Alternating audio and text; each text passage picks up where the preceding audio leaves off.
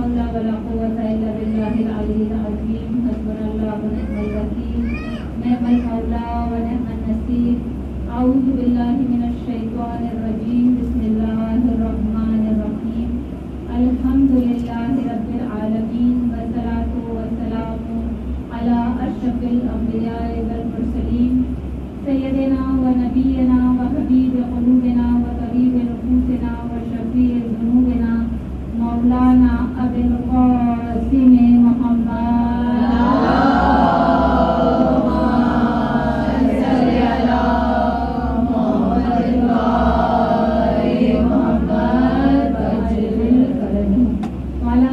الطيبين الطاهرين المعصومين المظلومين ولعنة الله على أعدائهم أجمعين أما بعد فقد قال الله سبحانه وتعالى في كتابه المبين وفرقانه المجيد وقوله الحق.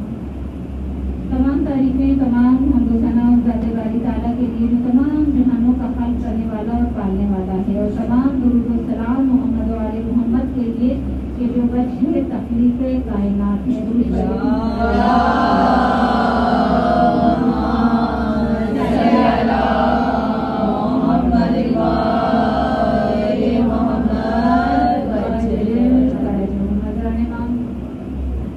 جیسا کہ آپ سب جانتے ہیں کہ میں اپنی مجلس کا ابتدائی حصہ مخصوص کرتی ہوں اپنے وقت کے امام زمانہ علیہ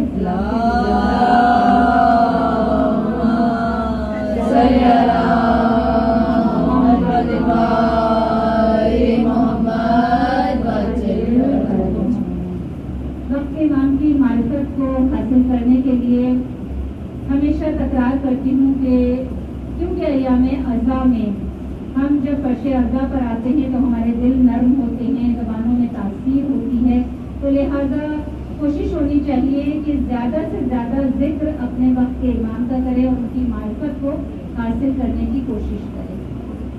جس طرح اس وقت ظلم و بربریت کا دور ہے، ہر طرف ناانصافیاں ہیں، ظلم ہے، ستم ہے، تو اب ہر مومن یہ چاہتا ہے کہ وہ جو نجات دہندہ ہے وہ تشریف لے آئے. اور صرف یہ نہیں کہ مسلمان انتظار کر رہے ہیں، صرف یہ نہیں کہ شیعہ انتظار کر رہے ہیں، بلکہ ہر مذہب کا ایک ایک فرد انتظار کر رہا ہے کہ جو ظلم و ستم سے پریشان ہے کہ پروردگار اب اس نجات دہندے کو بھیج دے. تو زان امام ہم سب جانتے ہیں کہ جب امام کا ظہور ہوگا، امام کی حکومت قائم ہوگی، تو اس وقت دنیا سے یہ ظلم و ستم مٹ جائے گا اور امام آ کر ظالموں کو سطح ہستی سے مٹا دیں گے، نیست و نابود کر دیں گے. اب امام کا جب ظہور ہوگا، جس وقت امام آ کر حکومت قائم کریں گے، اس وقت کیا ہوگا کہ ایک ندا دی جائے گی. یہ ہم سب کو پتا ہے کہ امام کے ظہور کے وقت ایک آسمانی ندا سنائی دے گی جو ہر مومن سنے گا. اب کسی کو وہ آواز جلدی آئے گی اور کسی کو دیر میں آئے گی، یہ شاید کم لوگ جانتے ہوں گے. امام کے ظہور کی آواز کسے جلدی آئے گی اور کسے دیر میں آئے گی. اب اس وقت میں آپ سے مخاطب ہوں، آپ سے مجلس سے خطاب کر رہی ہوں، تو سب کو میری آواز ایک ہی وقت میں پہنچ رہی ہے نا. لیکن جب امام ظہور کریں گے اور اس وقت جب ندائے آسمانی سنائی دے گی، تو اس وقت کوئی جلدی سنے گا اور کوئی دیر سے سنے گا.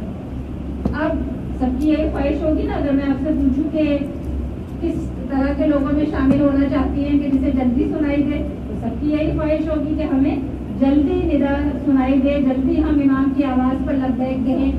فردان امام آیت اللہ تقی بہجت سے جب یہ پوچھا گیا کہ کسے امام کی آواز جلدی آئے گی اور کسے دیر، آپ کو پتا ہے نا کہ مراجعین نے بہت محنت کی ہے.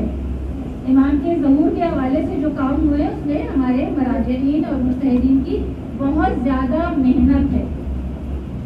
تو آیت اللہ تقی بہجت نے بہت زیادہ کام کیا ظہور امام زمانہ علیہ السلام کے حوالے سے. تو ان سے جب پوچھا گیا تو انہوں نے فرمایا کہ دو لوگ ہوں گے کہ جنہیں امام کی آواز بہت جلدی سنائی دے گی اور سب سے پہلے سنائی دے گی. پوچھا گیا کہ وہ کون لوگ ہوں گے، تو انہوں نے فرمایا کہ جو مؤذن کی آواز سن کر جتنی جلدی مصلی پر آنے والا ہوگا، بس وہی سب سے جلدی امام کے ظہور کی ندا کو سنے گا اور امام کی आवाज पर सबसे पहले लब्बैक कहेगा। जरूर पढ़िए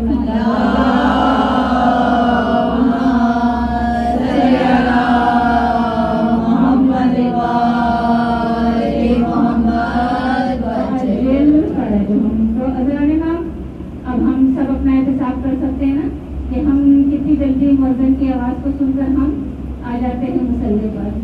और कोई बात नहीं, अगर नहीं अभी ये हमारी प्रैक्टिस है तो हमें शुरू कर देनी चाहिए कि ये वो दर है कि जो जब आप इनकी दर पर आते हैं ना, अपने गुनाहों से माफ़ी मांगकर अल्लाह की बारगाह में और फिर इनके दर पर आकर तलब करते हैं उनसे, तो ये वो करीम इतने करीम हैं कि जो ये नहीं पूछते क्या करके आई हो, बस गले से लगाते हैं। और हमारे सामने करबला की सरजमीन पर गुर की मिसाल मौजूद है कि वो जो लश्कर यजीद में था, जिसने इमाम के बच्चों पर सबसे पहले पानी बंद किया, वो गुर भी जब पलट कर आ गया हुसैन की बारगाह में, तो हुसैन ने ये नहीं पूछा कि गुर क्या करके आए हो, बस उठाया और गले से लगा दिया।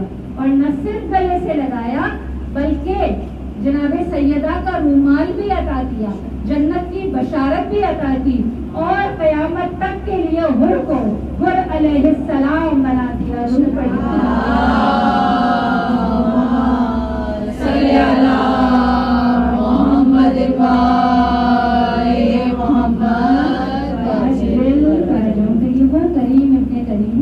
कि बस एक मर्तबा खुलूस से नियत के साथ हमारे पलटने की देर होती है और बस ये बढ़कर गले से लगा लिया करते हैं। तो ज़रान इमाम, दूसरे वो कौन लोग होंगे? सब बेचैनी से इंतजार कर रहे होंगे ना कि मैं जल्दी से बताऊं कि दूसरे वो कौन लोग हैं कि जो इमाम की आवाज़ पर सबसे जल्दी लब्बैक कहेंगे, जिन्हें सबसे जल्दी निदा सुनाई देगी। तो ज़रान इमाम, अब मेरे सामने बच्चियाँ नहीं बैठी हैं ना, तो ज़्यादा मेरी मुखातिब बच्चियाँ हैं कि वो जो माँ बाप की आवाज़ पर सबसे पहले जी कहती हैं। जब माँ बाप पुकारते हैं ना, तो जितनी जल्दी जी कहते हैं ना बच्चे, बस उतनी जल्दी वो इमाम की आवाज़ पर लब्बैक कहने वालों में शामिल होंगे। और अब कोई ये ना समझे कि मैंने बच्चियों का नाम ले लिया तो बच्चियाँ ही मुखातिब हैं। अब आप ये ना सोचें कि मैं तो अब अम्मा बन गई हूँ, मैं तो नानी बन गई हूँ, मैं तो दादी बन गई हूँ। नहीं, जिनके भी माँ बाप हयात हैं और वो माँ बाप का एहतराम करते हैं, माँ बाप की आवाज़ पर लब्बैक कहते हैं, जितनी जल्दी कहते हैं उतनी जल्दी इमाम के लश्कर में शामिल होने वालों में होंगे, इमाम की आवाज़ पर लब्बैक कहने वालों में होंगे और उतनी जल्दी निदाए आसमानी को सुनने वालों में होंगे। दुरूद पढ़िए मोहम्मद।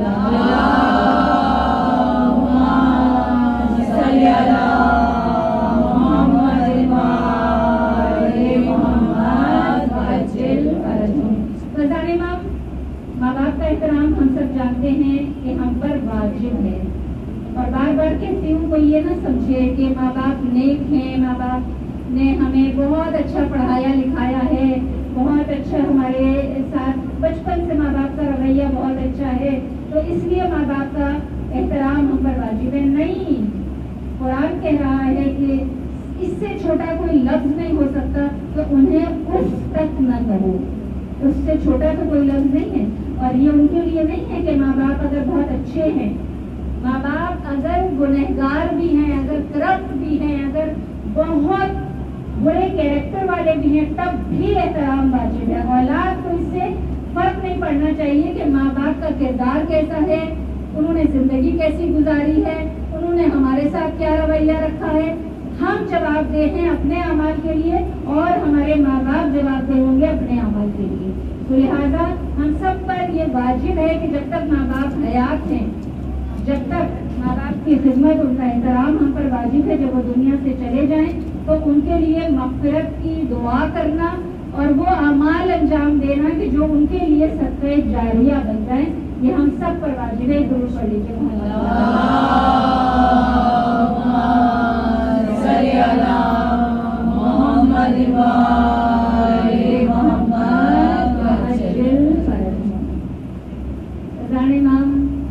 अपने असल मौजू की तरफ आ जाऊँ, क्योंकि आप जानती हैं इब्तिदाई हिस्सा में ज़रूर कुछ ना कुछ इमाम की मार्फत के हवाले से इसीलिए बयान करती हूँ कि हमारे دل آمادہ ہو جائے امام کے ظہور کے حوالے سے، جو ہمیں زمینہ سازی کرنی ہے، جو ہمیں راہ ہموار کرنی ہے، اپنی تربیت کرنی ہے اپنے نفوس کی اور اپنے کردار سازی پر توجہ دینی ہے، تو ہم اس کے لیے آمادہ ہو سکیں۔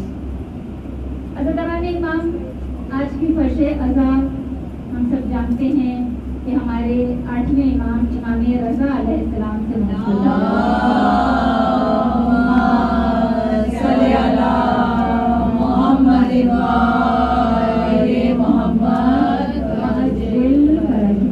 یہ میرا وہ امام کہ جو جس کا نام ضمانت ہے حفاظت کے لیے، ہمارے جان و مال، عزت و آبرو کی حفاظت کے لیے۔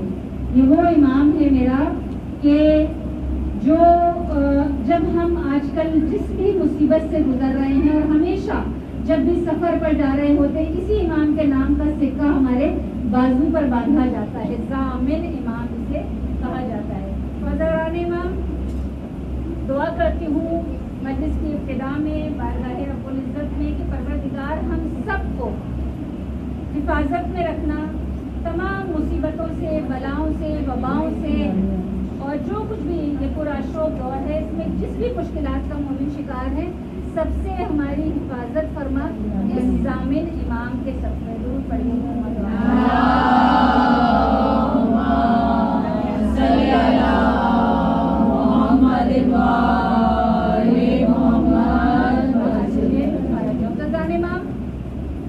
یہ وہ امام ہے کہ ہمیشہ دعا کرتے رہنا چاہیے کہ پروردگار عالم ہمیں دنیا میں بھی امام رضا علیہ السلام کی رضائیت عطا فرمائے اور روز محشر امام رضا علیہ السلام کی شفاعت عطا فرمائے۔ تو امام رضا علیہ السلام کی جن کا نام امام علی ابن موسیٰ کاظم ہے، لیکن رضا جن کا لقب ہے، پروردگار عالم نے یہ لقب خود میرے امام کو، 8ویں امام کو عطا فرمایا ہے۔ اور 10ویں امام فرماتے ہیں کہ پروردگار عالم نے میرے دادا کو رضا کا لقب عطا فرمایا۔ تو لوگوں نے پوچھا کہ اس کی وجہ کیا ہے کہ پروردگار عالم نے رضا کا لقب عطا فرمایا، تو فرمایا کہ ان کے دوست، دشمن، حتیٰ کہ خدا کے ملائکہ، انبیاء، اوصیاء سب ان سے راضی تھے۔ تو عزیزان امام، ہم جب کوئی نیک اعمال انجام دیتے ہیں، اطاعت الہی میں مصروف ہوتے ہیں، تو ہمارا ہدف کیا ہوتا ہے؟ جنت کا حصول، کہ ہمیں جنت مل جائے۔ لیکن یہ وہ ہستیاں ہیں کہ ان کا ہدف جنت کا حصول نہیں ہوا کرتا، اس لیے کہ یہ تو جنت کے مالکان ہیں، ان کا حصول جنت کا ہدف، جنت کا حصول نہیں ہے ان کا ہدف، بلکہ مرضی الہی، مرضی پروردگار عالم ان ہستیوں کا ہدف ہوا کرتا ہے۔ عزیزان امام، کیونکہ یہ وہ ہستیاں ہیں، اہل بیت وہ ہستیاں ہیں کہ جو ایک رات شب ہجرت بستر رسول پر سو جاتے ہیں، تو سونے کے عوض اپنا نفس بیچ کر رضائے الہی کو خرید دیا کرتے ہیں۔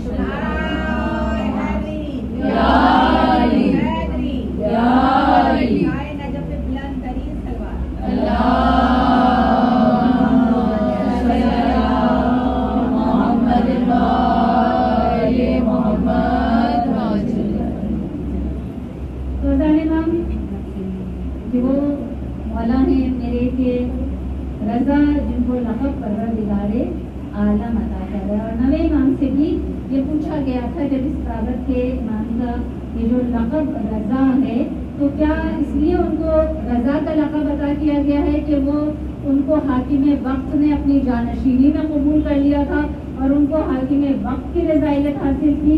تو مولا نے، 9ویں امام نے غضب کا اظہار کیا اور کہا کہ ہم وہ لوگ نہیں ہیں کہ ہمارے القابات کو حاکم وقت چنے یا لوگ چنے، ہمارے القابات وہی چنتا ہے کہ جس نے ہدایت کے لیے ہمیں حجت خدا بنا کر زمین پر بھیجا ہے۔ تو پروردگار عالم جو ہمیں ہدایت کے لیے چنتا ہے، وہی ہمارے القابات کو بھی چنا کرتا ہے۔ اور ہم سب جانتے ہیں کہ امام رضا علیہ السلام جب مامون کا دور ہے، دور حکومت ہے، اس میں جب امام کا جو امامت کا دور چل رہا ہے، تو اس وقت یہ جو مامون کا زمانہ تھا نا، آپ کو پتہ ہے کہ مامون کس طرح تخت اقتدار پر آیا تھا کہ باقاعدہ 10 سال تک جنگ چلتی رہی تھی اور پھر وہ اپنے بھائی امین کو قتل کر کے پھر وہ تخت پر قابض ہوا تھا. تو عرب میں تو وہ ویسے ہی اپنی مقبولیت کھو چکا تھا اور عرب سے اسے کوئی امید بھی نہیں تھی کہ وہ اس کا ساتھ دیں گے. تو اب اس کی پوری توجہ جو تھی وہ کس طرف تھی؟ عجم کی طرف تھی کہ کسی طرح عجم مجھ سے راضی ہو جائیں. تو اس لیے وہ کوششیں کرتا تھا کہ ہارون رشید کا اپنے باپ کا زمانہ دیکھ چکا تھا نا, اور اسے پتا تھا کہ ظاہری جو یہ مطلب نمائش کرتا ہے, جو بھی حاکم وقت ہوتا ہے, اور جو وہ نمود و نمائش کر کے اپنی طرف لوگوں کو کرنا چاہتا ہے, اس سے کچھ بھی حاصل نہیں ہوتا. تو اب وہ یہ بات پہچانتا تھا کہ اگر میں زبردستی تخت پر براجمان ہو بھی جاؤں تب بھی یہ اہل بیت وہ ہستیاں ہیں کہ تخت پر اقتدار پر کوئی بھی قابض ہو, دلوں پر حکمرانی بس اہل بیت کیا کرتے ہیں.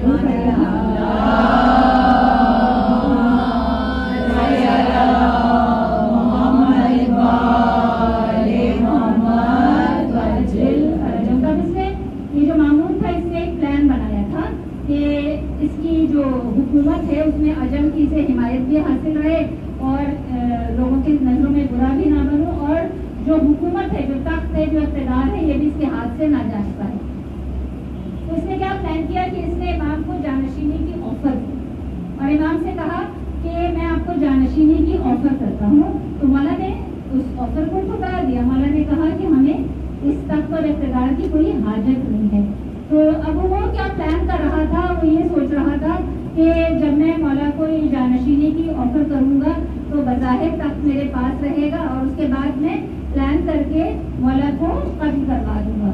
تو اس کے مطلب بظاہر تو یہی نظر آئے گا نا کہ ہاں جانشینی بھی اس نے مولا کو دے دی اور مولا کو قتل بھی کرا دے گا اور مولا مطلب لوگوں کی ہمدردیاں بھی حاصل کر لے گا.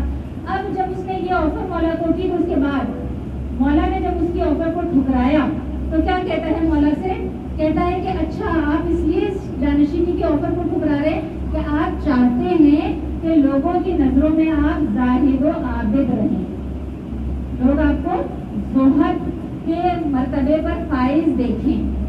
تو مولا نے بڑا نفیس جملہ کہا. میرے مولا نے فرمایا کہ نہ ہم نے دنیا کے لیے اقتدار کو کبھی لیا ہے اور نہ دنیا کے لیے اقتدار کو چھوڑا ہے. مولا فرماتے ہیں کہ ہم اس دنیا کے لیے اقتدار کو کبھی قبول نہیں کرتے, نہ اقتدار کو چھوڑتے ہیں. تب مولا کو دھمکی دیتا ہے اور دھمکی دے کر کہتا ہے کہ اگر آپ نے اقتدار کو قبول نہیں کیا, اس جانشینی کی آفر کو قبول نہیں کیا, تو میں کیا کروں گا کہ میں آپ کو اسی محل کے اندر قتل کرا دوں گا اور دنیا میں یہ مشہور کروں گا کہ آپ کا رضائے الہی سے انتقال ہو گیا اور آپ نے جانشینی کی آفر کو قبول کر لیا تھا. اب میرے مولا نے اس کے ارادے کو ڈھانپ لیا. تب مولا نے کیا کیا, مولا نے ایک حکمت کے تحت اس جانشینی کی آفر کو قبول کیا اور اس جانشینی کی آفر کو جب قبول کیا مولا نے, تو مولا نے کچھ شرطیں آئی. مولا نے کہا کہ میں کسی دستاویز پر, جو سرکاری دستاویز ہوگی, میں اس پر دستخط نہیں کروں گا اور میں کسی سرکاری فنکشن جو بھی ہوں گے اس میں آؤں گا نہیں. تو پھر اس نے اس وقت مولا کی یہ شرائط قبول کر دی. اس کے بعد جب مولا نے جانشینی کی آفر قبول کر لی, عید آئی ہے. اب مولا سے آ کر کہتا ہے کہ مولا عید کی نماز آپ پڑھائیں.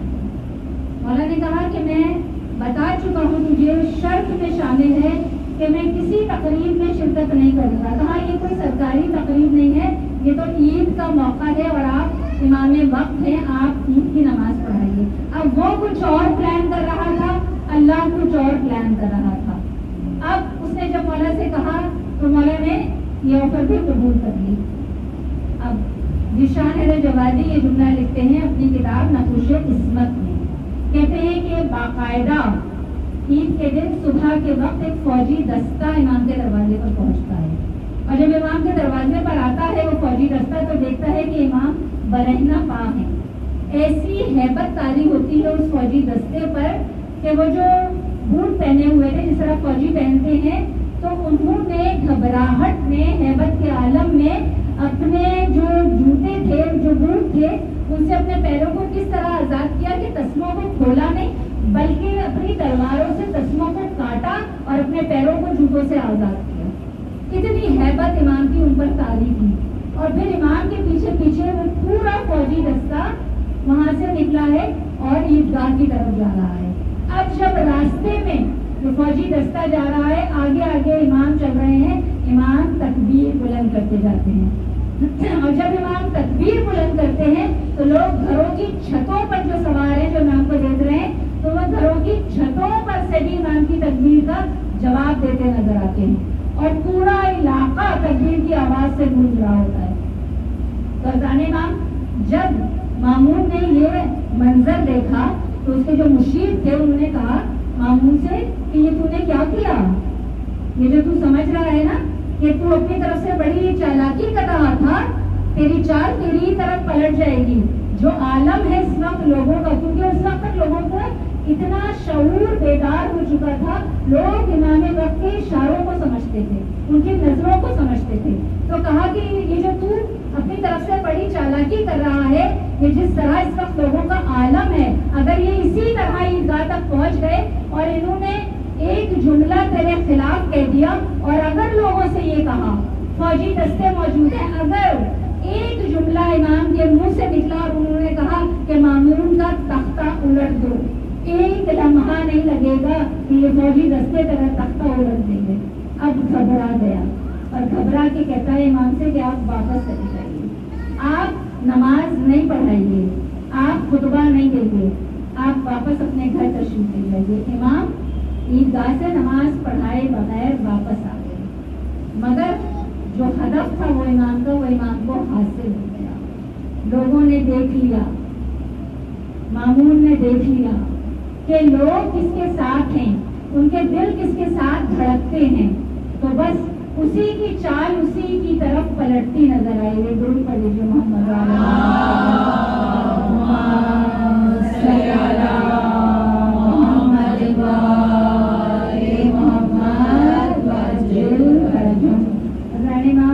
میرا خیال سے یہ درود کا حق نہیں ہے کہ صفِ اعضا ہو 8ویں امام کی اور درود اس انداز سے پڑھا جائے. درود اس طرح پڑھیے جس طرح درود پڑھنے کا حق ہے.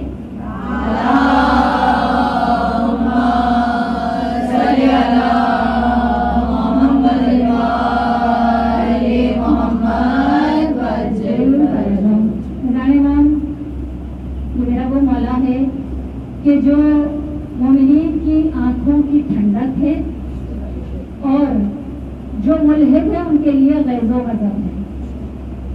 اس لیے کہ بے شک ہم جو حاجتیں اپنے دل میں رکھتے ہیں، آپ بھی اس وقت فرش اعضا پر نہ جانے کیا کہ حاجتیں اپنے دل میں لے کر آئی ہوں گی. حق تو یہ ہے کہ ہم جو بھی حاجت رکھتے ہوں اپنے ائمہ اطہار علیہ السلام جنہیں پروردگار عالم نے وسیلہ بنایا ہے، بہترین وسیلہ قرار دیا ہے، ہم ان کی بارگاہ میں حاجتوں کو پیش کریں اور وہ خدا کی بارگاہ میں ہماری حاجتوں کو قبولیت کی منزل تک لے کر جائیں. لیکن وہ جو امام وقت یا امام اپنی خوشی سے عطا کریں تو وہ جو بھی دیں وہ شکر ادا کر کے لینا چاہیے. اور اس سلسلے میں ایک واقعہ آپ کی سماعتوں کی نظر کرتی چلوں. ایک مرتبہ امام بیٹھے ہیں، تشریف رکھتے ہیں اور امام کے سامنے ایک تشت رکھا ہوا ہے انگوروں سے بھرا ہوا. ایک سائل آتا ہے امام کی خدمت میں اور آ کر امام سے کہتا ہے کہ بہت نادار ہوں، مفلس ہوں، گھر میں بہت تنگی ہے کھانے پینے کی.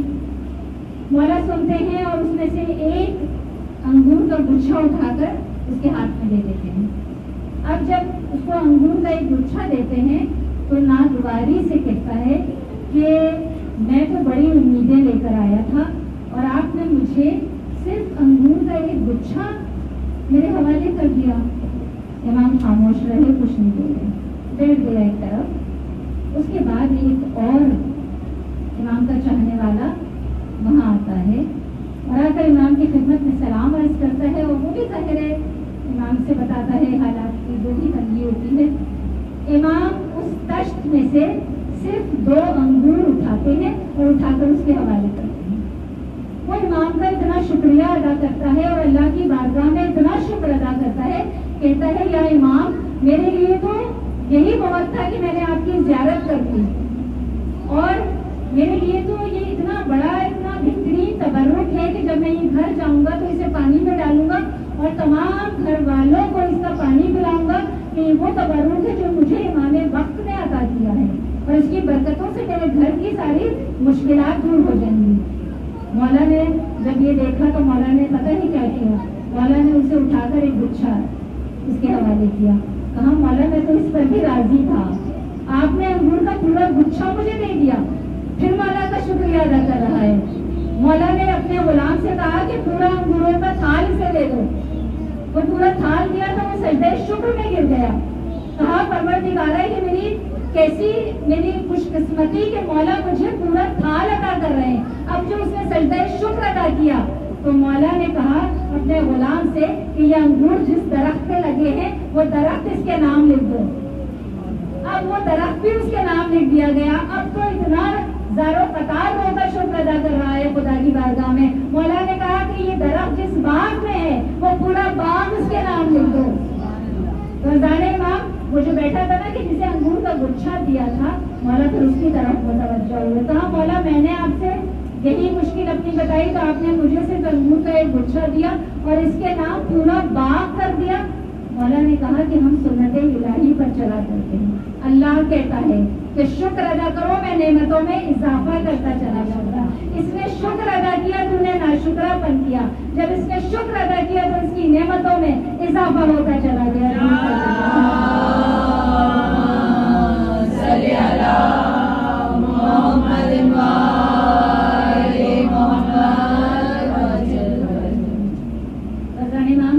اب اگر کسی کے ذہن میں یہ خیال آ رہا ہے کہ یہ تو اس زمانے کا واقعہ ہے کہ جب تو مولا خود موجود تھے، سامنے بیٹھے ہوئے تھے، اس نے مانگا تو مولا عطا کرتے چلے گئے، نہیں، ہر زمانے میں یہ وہ ہستیاں ہیں، ہر زمانے میں اسی طرح عطا کیا کرتی ہیں۔ ہر زمانے میں ایک وقت کا امام اللہ کی حجت زمین پر موجود ہوتی ہے اور جس سے بھی مانگے وہ اسی طرح عطا کیا کرتا ہے۔ آیت اللہ حرم پناہی نام سنا ہوگا آپ سب نے، ابھی کتنے 10 سال پہلے ان کا انتقال ہوا، اسی زمانے کی بات کر رہی ہوں، اور یہ واقعہ کب کا ہے؟ 80 سال پہلے کا واقعہ، اور وہ اپنے والد کی زبانی بیان کر رہے ہیں۔ وہ کہتے ہیں کہ ایک شخص تھا، بہت بڑا بزنس مین، بہت ویل آف آدمی تھا۔ ایک مرتبہ اس نے کیا کیا کہ اپنے بزنس کو روکا اور اس نے کہا کہ میں 1 مہینے کے لیے ابھی اپنا بزنس بند کر رہا ہوں اور میں مشہد میں امام رضا علیہ السلام کے روضے پر جا کر 1 مہینہ وہاں گزاروں گا اور امام کی زیارت کروں گا۔ اب اس نے زیادہ راہ لیا، جو رقم اس کو درکار تھی 1 مہینے کے لیے وہ رقم اپنے ساتھ لی، اس کے بعد وہ وہاں چلا۔ 2 یا 3 دن گزرے، اس کے پاس وہ جو رقم لے کر آیا تھا وہ رقم چوری ہو گئی۔ اب جب وہ رقم چوری ہو گئی، ظاہر ہے کہ اسے تو 1 مہینے کی نیت کر کے آیا تھا، پریشان تھا۔ اب امام رضا علیہ السلام کے ہی روضے پر بیٹھا، کہتا ہے مولا سے مولا میں کوئی گداگر تو ہوں نہیں، کوئی فقیر تو ہوں نہیں کہ میں جا کر یہاں سڑک پر لوگوں کے آگے ہاتھ پھیلاؤں، نہ یہاں کسی کو جانتا ہوں۔ تو مولا سے کہتا ہے ظاہر ہے کہ آپ سے ہی توسل کروں گا، آپ سے ہی مانگوں گا، تو مولا میری مشکل کو آسان کیجیے۔ اب وہاں دعا مانگ رہا ہے، بیٹھے بیٹھے اونگ آ گئی اور سو گیا۔ اب جب سویا ہے تو خواب میں امام رضا علیہ السلام کی زیارت نصیب ہوئی۔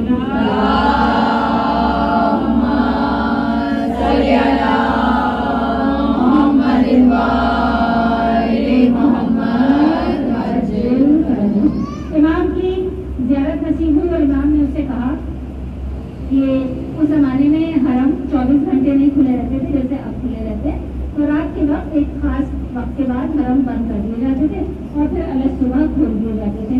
تو امام نے سے کہا کہ تم کل فجر سے پہلے یہاں پہنچ جانا اور فلاں دروازے پر بیٹھ جانا، اور جو شخص بھی سب سے پہلے حرم میں داخل ہو تو بس اس سے اپنی حاجت کو بیان کرنا۔ اب یہ شخص وہاں پہنچتا ہے اس دروازے پہ، اس مقام پر جہاں مولا نے اس کو بتایا ہے، اس جگہ جا کر بیٹھ جاتا ہے۔ اب یہ دیکھتا ہے کہ سامنے سے ایک شخص آ رہا ہے۔ وہ شخص کون ہے؟ اسی کے علاقے کا ایک آدمی ہے جس کا نام اسماعیل تھا، اور وہ اتنا بے نمازی تھا کہ اس کے نام کے ساتھ یہ لفظ جوڑ دیا گیا تھا کہ سب کہتے ہی اسے اسماعیل بے نیازی تھے. اب جب اس کو سامنے سے آتے دیکھا تو سوچا میں اس سے کروں, اس کو تو مشہور ہے کہ لوگ کہتے ہی بے نمازی ہے, تو جو نماز نہ پڑھتا ہوں اس سے میں حاجت طلب کروں. تو دل میں سوچا کہ نہیں, اس سے تو میں نہیں مانگ سکتا. واپس آ گیا, اسے نہیں کہا. وہ دیکھ کر مسکرا رہا ہے, جو اسماعیل بے نمازی ہے نا, وہ اس شخص کو دیکھ کر مسکرا رہا ہے. مگر یہ آیا, اب بھوک سے برا حال ہے, ظاہر رقم تو ہے نہیں. اب جب پھر امام کے حرم میں آیا, پھر رو رو کر کہا مولا میں کیا کروں, مولا میری مدد کیجیے, میں آپ سے توسل کر رہا ہوں. تب پھر مولا کو غور میں دیکھا, اور اب اس مرتبہ مولا نے ڈانٹ کر کہا کہ تجھے ہم نے کیا نصیحت کی تھی کہ وہ شخص جو سب سے پہلے حرم میں داخل ہو اس سے اپنی حاجت کو بیان کرنا, تم نے حاجت کو بیان نہیں کیا. کل پھر اس مقام پر بیٹھ اور دیکھ, جو بھی اندر آتا ہے اس سے حاجت کو بیان کر, جو سب سے پہلے داخل ہو. پھر چل کر اسی مقام پر اسی دروازے پر بیٹھ گیا. پھر جب علیہ صبح دیکھا تو وہی اسماعیل بے نمازی اندر داخل ہو رہا ہے. اب پھر مسکرایا اس کی طرف دیکھ کر, اب دوڑ کر گیا اس کے پاس اور اپنی حاجت کو بیان کیا. اور جب اپنی حاجت کو بیان کیا اس نے رقم ہاتھ پہ رکھی اور کہا جاؤ تمہاری مشکل آسان ہو گئی, اور یہ کہہ کر وہاں سے چلا گیا. اب جب اس نے رقم کو گنا تو وہ اتنی ہی رقم تھی جتنی وہ اپنے گھر سے لے کر چلا تھا. درود پڑھیے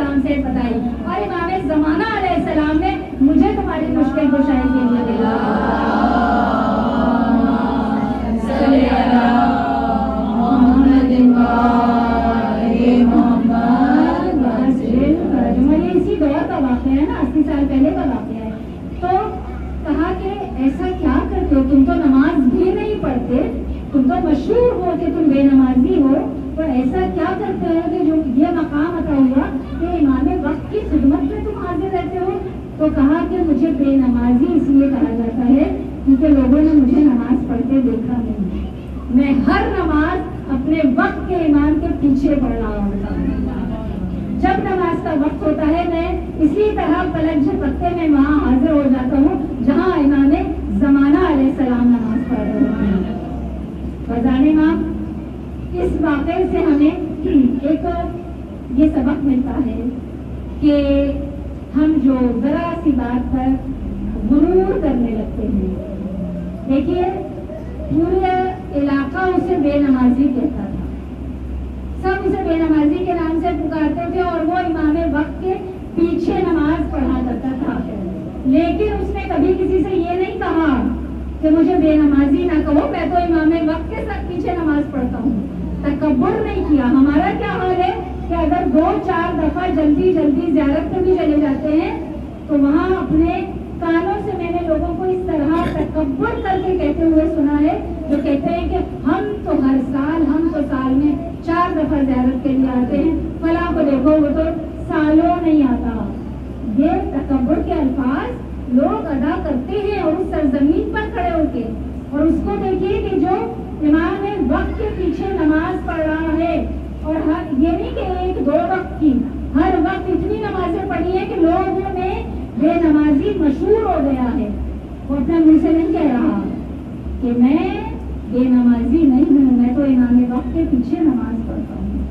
رضوان امام ان سب واقعات کو بیان کرنے کا مقصد صرف یہی ہوتا ہے کہ فرش عزا پر آ کر محض رسم پوری نہیں کرنی ہے, بلکہ یہ وہ فرش ہے کہ جہاں نفوس کی تربیت ہوتی ہے, جہاں کردار سازی ہوا کرتی ہے, جہاں سے ہم یہ روحانی تبرک لے کر اٹھتے ہیں.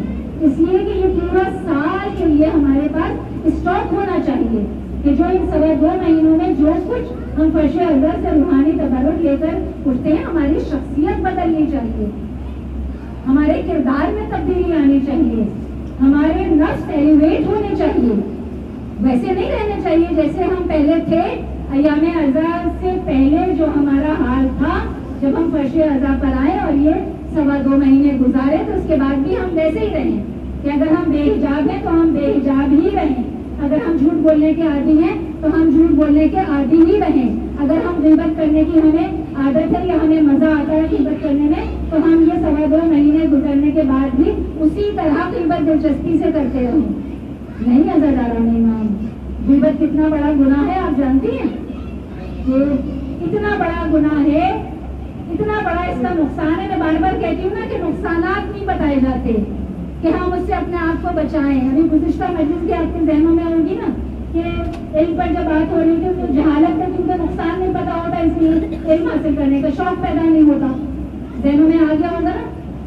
تو اسی طرح کیونکہ غیبت کا نقصان نہیں پتا ہے. یہ تو ہم بچپن سے سنتے ہیں نا کہ مردہ بھائی کا گوشت کھانے کے برابر ہے, لیکن یہ نہیں پتا کہ جس کی غیبت کر رہے ہیں اس کے گناہ ہمارے نامہ اعمال میں ٹرانسفر ہو رہے ہیں اور ہماری نیکیاں اس کے نامہ اعمال میں جا رہی ہیں. ابھی جو ٹرانسفر کا لفظ میں نے بولا یہ اب اس دور میں سمجھانا بڑا آسان ہے. ہم اکاؤنٹ سے پیسے ٹرانسفر کرتے ہیں نا, تو آن لائن ٹرانسفر کیسے ہوتے ہیں, کتنی دیر لگتی ہے؟ یہ تو ہمارا بنایا ہوا نظام ہے تو اتنی جلدی ٹرانسفر ہو جاتا ہے, اور جو اللہ کا بنایا ہوا نظام ہوگا اس میں ٹرانسفر میں کتنی دیر لگتی ہوگی. تو جو ہمارے گناہ ہے اس کے نامہ اعمال میں ٹرانسفر, اور جو نیکیاں اسی طرح نیکیاں اور گناہ ٹرانسفر تو جو روزے پیشر جب نامہ عمل دیکھیں گے نا تو ہم اپنا بہت سارے لوگ ہم میں سے ایسے ہوں گے نامہ عمل دیکھ کر حیران ہوں گے, یہ تو ہمارا نامہ عمل ہے ہی, پروردگار یہ گناہ تو میں نے کیا ہی نہیں تھا دنیا میں, یہ گناہ تو میں نے کیا ہی نہیں تھا, یہ غلط نامہ عمل میرے ہاتھ میں دے دیا گیا ہے. اس وقت پروردگار عالم پتہ ہے کیا کہے گا, یہ تمہارا ہی نامہ عمل ہے. مگر جس شخص کی غیبت کرتے تھے نا وہ اس کے گناہ ہیں جو تمہارے نامہ عمل میں ٹرانسفر ہو گئے ہیں. اور بہت سارے لوگ حیران ہوں گے اپنا نامہ عمل دیکھ کے کہ باہر اللہ یہ نہیں ہے, میرا نامہ عمل نہیں ہے, یہ نیکیاں تو میں نے تصور میں بھی نہیں کی تھی, اتنی نیکیاں میرے نامہ عمل میں.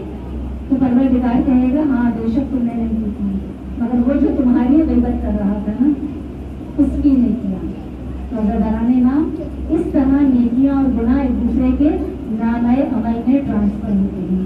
تو بس بس یہ دعا کرتے ہوئے پروردگار عالم سے کہ یہ فرش اعضاء پر جب ہم آتے ہیں تو ہم کچھ نہ کچھ ایک جملہ ہی صحیح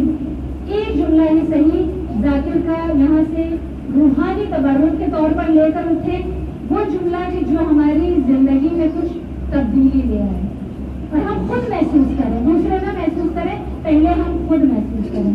لیکن یہاں پر بس ایک جملہ کہوں اور اس کے بعد پھر میں مسائل سے متصل ہو جاؤں کہ دیکھیے یہاں میں خود سب سے پہلے اپنے احتساب کی بات کرتی ہوں اور تمام اہل ممبران مخاطب ہوتے ہیں۔ ابھی بھی اس سال کی سوشل میڈیا کے ذریعے بھی، الیکٹرانک میڈیا کے ذریعے بھی، ٹی وی چینل پر بھی جب اگر آپ نے میری مجالس دیکھی ہوں تو وہاں بھی میں نے یہی جملہ بار بار دہرایا کہ اہل ممبران کو پہلے اپنے احتساب کی ضرورت ہے۔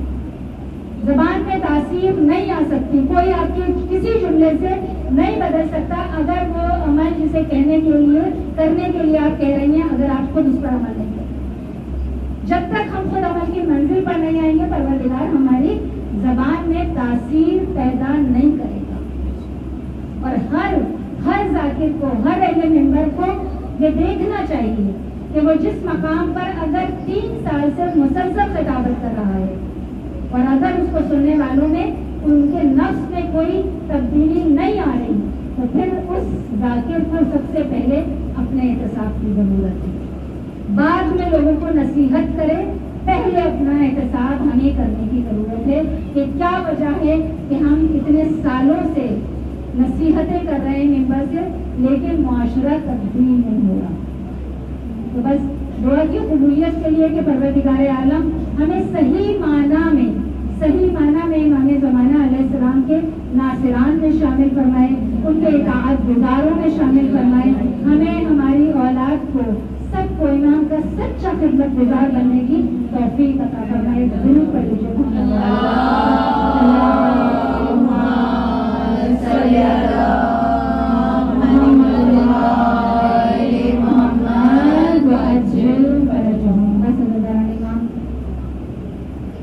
میں متوجہ ہو گئی ذریعے کی طرف، مسائل کی طرف۔ میں بتاؤں آج کی فرش اعضاء اس امام کی فرش اعضاء ہے کہ جو غریب الغرباء ہے۔ غریب اسے نہیں کہتے کہ جو وہ غریب ہوتا ہے کہ جس کے پاس پیسہ نہ ہو، رزق نہ ہو، دولت نہ ہو، نہیں۔ عرب میں غریب اسے کہتے ہیں کہ جو اپنے وطن سے دور تنہا ہو۔ ہے میرا تنہا امام یا غریب الغرباء۔ نجف میں مولا علی کے دونوں طرف آدم و نور موجود ہیں۔ کربلا میں امام حسین کے پاس علی اکبر اور علی اصغر موجود ہیں۔ عزیزان امام، ہر ائمہ کوئی بھی تنہا نہیں ہے۔ بقیہ میں دیکھ لیجیے، کربلا میں دیکھ لیجیے، نجف میں دیکھ لیجیے، سوائے میرے تنہا امام کے، میرے غریب امام کے۔ یہ میرا وہ مولا ہے کہ جس نے اپنی زندگی میں اپنا مرثیہ خود پڑھوایا، عزیزانو اپنی مجلس خود کروا رہا ہے میرا مولا۔ بیبل سب جانتے ہیں نا کہ بیبل مرثیہ لکھا کرتا تھا، شاعر اہل بیت تھا اور امام کی خدمت میں آ کر مرثیہ سنایا کرتا تھا۔ ایک مرتبہ موجود ہے امام کی بارگاہ میں اور سید الشہداء کا مرثیہ پڑھ رہا ہے اور کیا کہہ رہا ہے، مفہوم بیان کر رہی ہوں اردو میں اس کے مرثیے کا کہ اے فاطمۃ الزہرا، اے خیر البشر کی بیٹی، جب آپ کربلا جاتی ہے تو اپنے رخساروں کو پیٹ کر روتی ہے اور کیا کہتی ہے، اے میرے لال۔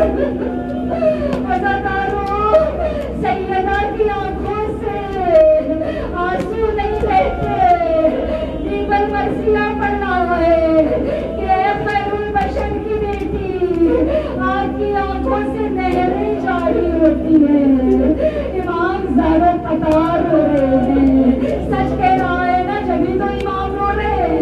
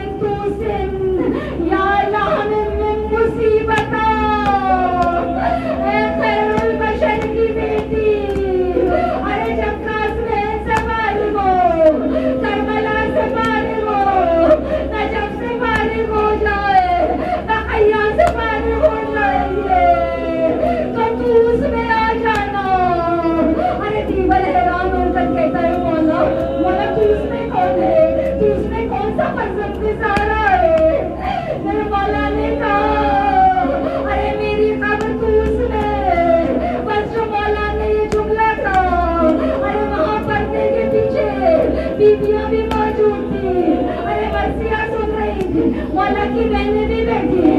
एक मरतबा कनीज बाहर आ गई, आकर कहती है बीबल इस शेर को दोबारा तकरार न करना। अरे बीवियों में कोहराम बरपा है, बीबी मासूमा बेहोश हो गई है। अरे कैसी मोहब्बत है भाई से। खुदा बहनों के सरों पर भाइयों को सलामत रखे। अज़ादारों, अरे जब किसी भाई का जनाजा उठता है, कोई भाई मरता है, दर हकीकत जनाजा भाई का होता है, लेकिन बहनें मर जाती है। खुदा हम सबके भाइयों को सलामत रखे, हम सबके भाइयों को सलामत रखे। बारे मेरे भाइयों के जनाजों की रौनक होती है बहनें, और बेटियां बाप के जनाजे की रौनक होती है। जब बेटियां और बहनें तड़प कर रोती है ना, तो गैरों की आंखों में भी आंसू आ जाते हैं। अज़ादारों, आज वो तारीख आ गई, आज वो तारीख आ गई अज़ादारों, कि जब मौला का पढ़ा हुआ मरसिया मशहद मुक़द्दस में सच साबित हो गया। मेरा मौला अपने शागिर्द अबासर से कहता है अबासर, मुझे मामून ने बुलाया है। अरे जब मैं वापस आऊं, अगर मेरे चेहरे पर रुमाल हो, मेरा चेहरा ढका हुआ हो, तो बस समझ लेना कि थोड़ी देर में मैं खून की उल्टियां करूंगा।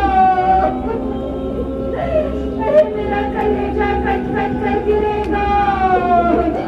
अरे अबासर से कहते हैं मेरे मौला, मेरे बेटे को खबर कर दिया।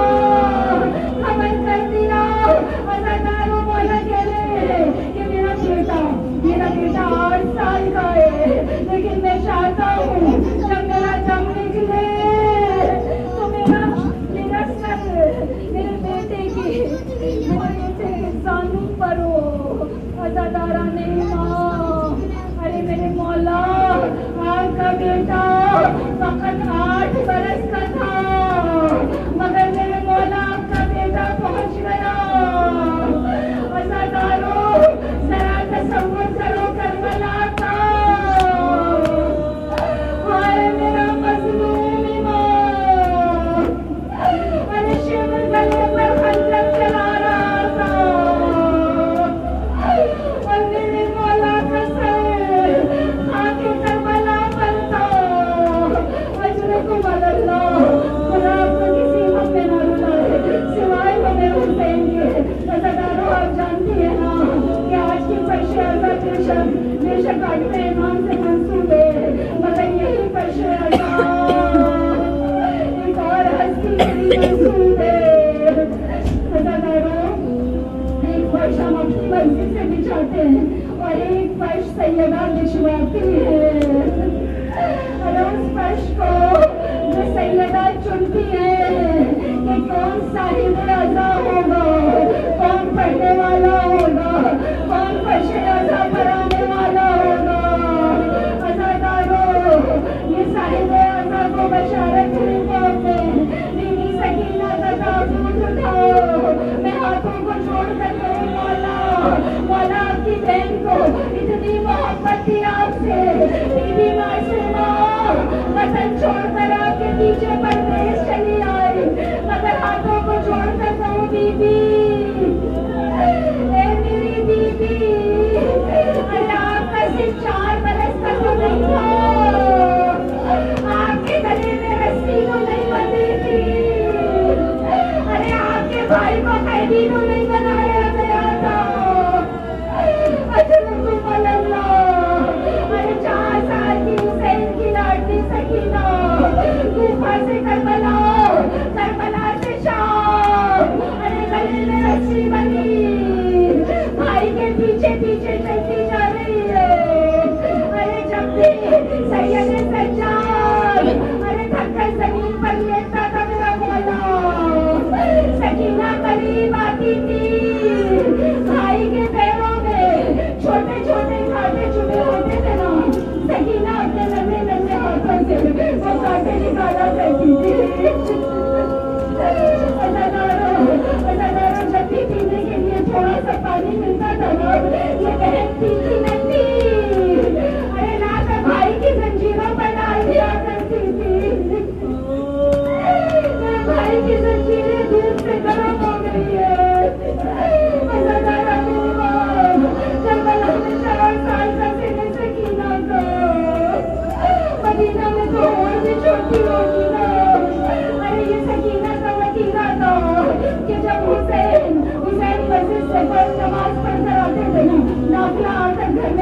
کیا کرتے تھے سکینہ ایک حسین کا مسلح بچھاتی تھی، ایک چھوٹا سا اپنا مسلح بابا کے مسلح کے برابر میں بچھایا کرتی تھی. عزاداروں یہ سکینہ کا لطیفہ تھا، ہمیشہ ایسے ہی کرتی تھی. مگر جب عصر عاشور عصر کا